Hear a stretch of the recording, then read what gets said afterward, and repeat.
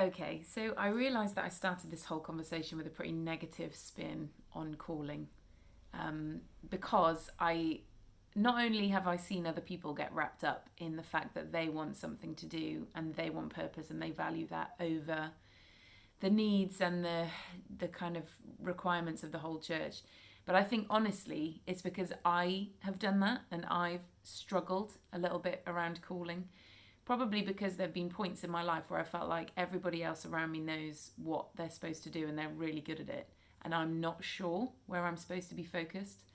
Maybe because I'm slightly paranoid about the fact that I might miss my calling. And I don't know if any of you guys have read the book Driven by Eternity by John Bevere, but he references in there the fact that when we stand before God at the end of our lives, we won't be judged based on what we've done. We'll be judged based on what we were called to do and how closely we kind of walked with that. So it freaks me out.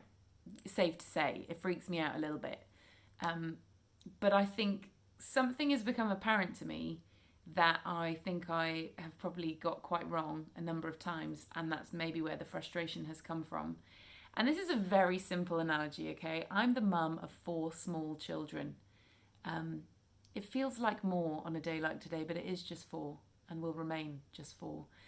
But there's a lot of small people in my house, so God usually speaks to me through small people things. That's the stage of life that I'm at. So I want to talk to you today about your calling in terms of puzzles.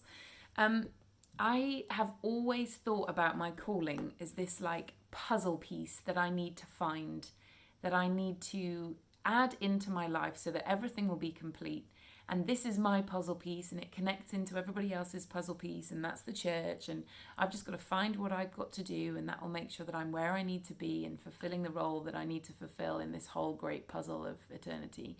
Well, I think in the last couple of weeks, as I've been thinking and praying about this, God showed me that actually, calling isn't a puzzle piece. Calling isn't like this thing that you need to find and fit alongside everybody else. Your calling is an entire puzzle in itself. That means it's got lots of different components. And I think for me, an element of frustration has been, well, if I'm not doing the thing, then I'm not fulfilling my call in the kingdom. But actually what God's been opening my eyes to is the fact that there is not a the thing. There are multiple things that you and I are called to do. And instead of just trying to focus on the one thing that we feel like God's asking of us, we maybe need to broaden our horizons a little bit and be aware that it's not just one thing. There's a whole host of things that make up our calling. There's a whole host of components and puzzle pieces that fit together to make you uniquely you, or me uniquely me. So for example, this is what God's been showing me, and I apologize for the basic visuals, but for me, it actually really helped. There are edge pieces in our lives that are the non-negotiables that we are called to as followers of Jesus. Those things look like serving within the church. They look like sharing our faith with other people. They look like worshipping God in spirit and in truth with everything that we have, our time, our finances, and the fullness of our heart and soul. So there are pieces of your calling that are relevant to everyone, but I think that sometimes in my life I've discounted them as being less important because I need to find the thing that's only mine, or the thing that God is uniquely asking me to do.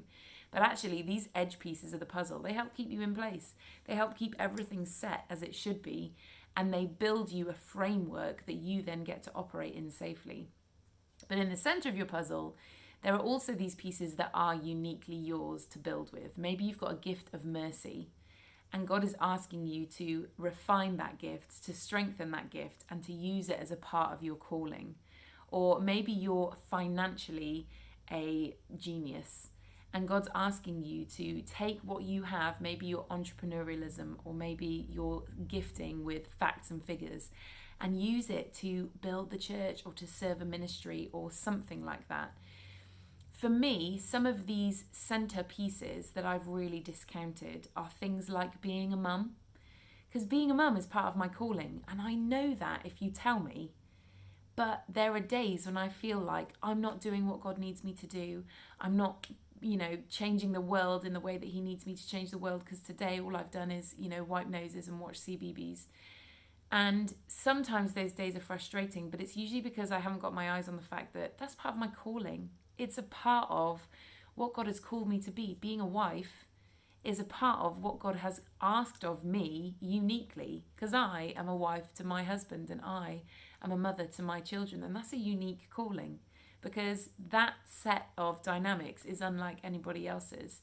So I recognize for myself that I have discounted the callings on my life because I've been looking for one big headline thing that's going to change the world.